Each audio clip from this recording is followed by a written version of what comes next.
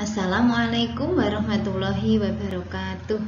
Anak-anak yang soleh dan solihah, alhamdulillahirrabbilalamin. Pada hari yang cerah ini kita senantiasa bersyukur kepada Allah yang sudah memberikan kepada kita nikmat iman, nikmat Islam, ya, kemudian nikmat sehat dan juga waktu yang sangat berharga ini. Anak-anak, selain kita mengucap hamdalah, marilah nikmat Allah yang sungguh besar sekali kepada kita gunakan untuk merangkai kebaikan. Tentunya anak-anak sudah sholat subuh, kemudian berzikir, membantu orang tua, olahraga ringan, sarapan, sholat duha, kemudian menambah hafalan surat Ajin. Nah, tentunya semua itu bisa kita laksanakan, bisa kita lakukan karena Allah sudah memberikan kepada kita organ gerak ya. Nah, ada tangan, ada kaki dan sebagainya yang akan juga kita pelajari pada hari ini. Anak-anak yang Bu Guru sayangi, hari ini kita akan belajar tematik tema 1, subtema 1, organ gerak hewan.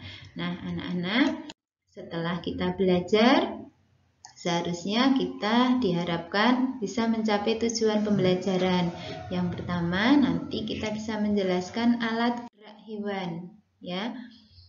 Dan yang kedua, kita juga akan mencari pokok pikiran dari tiap paragraf yang akan kita baca. Anak-anak yang Bu Guru sayangi, yuk bersama-sama kita akan membaca, mencermati dari bacaan yang ada di buku kalian tema 1. Organ gerak manusia dan hewan. Salah satu ciri dari makhluk hidup adalah bergerak. Secara umum, gerak dapat diartikan berpindah tempat atau perubahan posisi sebagian atau seluruh bagian dari tubuh. Makhluk hidup akan bergerak apabila ada rangsangan yang mengenai sebagian atau seluruh bagian tubuhnya.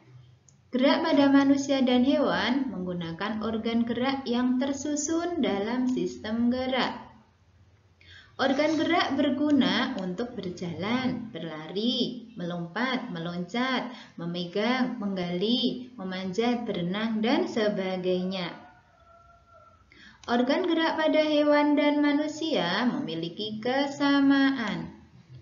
Alat-alat gerak yang digunakan pada manusia dan hewan ada 2 macam, yaitu alat gerak pasif berupa tulang dan alat gerak aktif berupa otot.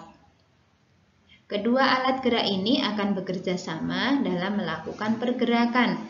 Kerjasama antara kedua alat gerak tersebut membentuk suatu sistem yang disebut sistem gerak. Nah, anak-anak, kita lanjutkan.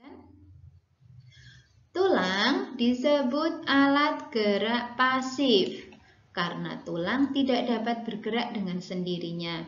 Tanpa adanya alat gerak aktif yang mempengaruhi tulang, maka tulang-tulang pada manusia dan hewan akan diam dan tidak dapat membentuk alat pergerakan yang sesungguhnya. Walaupun merupakan alat gerak pasif, akan tetapi tulang mempunyai peranan yang besar dalam sistem gerak manusia dan hewan.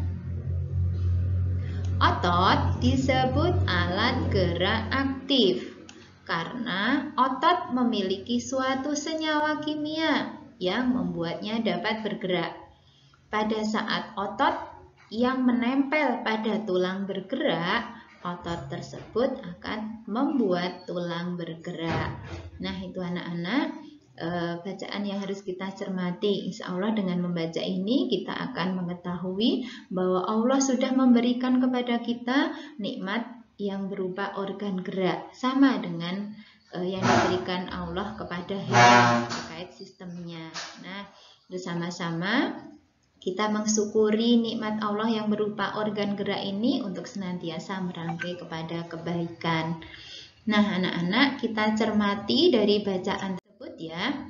Teks tadi berjudul organ gerak manusia dan hewan. Terdiri dari berapa anak-anak tadi? 5 paragraf ya. Nah, masing-masing paragraf tersusun dari ide atau gagasan pokok, ya, 1 kalimat. Nah, 1 kalimat ide atau gagasan pokok tadi ditambah dengan kalimat-kalimat pengembangnya. Kadang berjumlah 1, kadang ada 2, atau bahkan lebih banyak lagi ya. Nah, yuk kita pelajari lagi. Ide pokok itu apa? Ide pokok itu adalah gagasan yang menjadi dasar sebuah paragraf.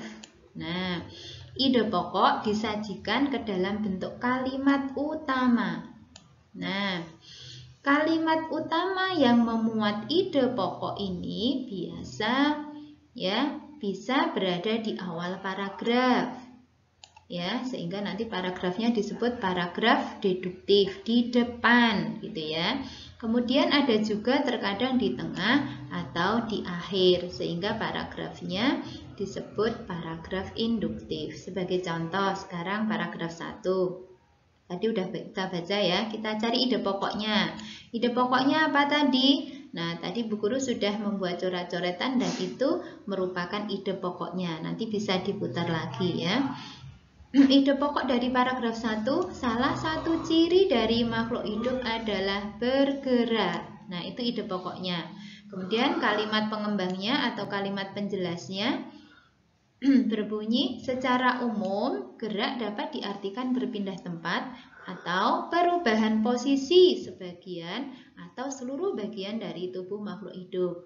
Nah, anak-anak, berdasarkan informasi di atas, coba temukan ide pokok dan kalimat pengembang dari masing-masing paragraf ya. Silahkan kalian nanti coret-coret di buku tulis kalian.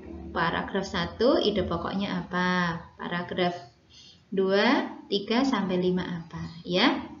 Nah, kalau sudah, nanti silahkan anak-anak sudah ketemu ya. Nah, misalnya ide pokok paragraf 2, ide pokok paragraf 3, dan ide pokok paragraf 5 itu sudah dikerjakan, sudah ditemukan. Silahkan langkah selanjutnya kita akan menambah belajar lagi, yaitu mengembangkan ide-ide pokok. Nah, di sini Bu Guru mempunyai ide pokok ya, ada di buku kalian juga. Nah, silakan ide pokok ini kalian kembangkan menjadi paragraf. Nah, silahkan ditambahi dengan beberapa kalimat penjelasnya atau pengembangnya. Organ gerak banyak sekali fungsinya. Nah, kalian tambahi. Ininya ditulis lagi ya, kalimatnya ditulis lagi. Kemudian kalian tambahi kalimat pengembangnya ya, bisa untuk berenang, berjalan, bisa untuk memanjat, memegang dan sebagainya ya, seperti itu. Nah, anak-anak yang Bu Guru sayangi, senantiasa kita bersyukur pada Allah yang sudah memberikan nikmat yang banyak, terutama yang berupa organ gerak ini, sehingga kita bisa menunaikan kebaikan ya, sebagaimana dalam surat Al-Mulk ayat 2, alladzi khalaqal mauta wal hayata liyabluwakum ayyukum ahsanu amala wa huwal azizul ghafur. Allah yang menjadikan mati dan hidup supaya Dia menguji kamu, siapa di antara kamu yang lebih baik amalnya, dan Dia Maha Perkasa lagi Maha Pengampun. Yuk bersama-sama kita manfaatkan organ gerak kita, yakni tangan, kaki, ya, kemudian otot, tulang, dan sebagainya yang sudah diberikan oleh Allah kepada kita untuk menambah kebaikan. Demikian anak-anak, alhamdulillah sudah selesai. Semoga bermanfaat dan diridhai Allah. Wassalamualaikum warahmatullahi wabarakatuh.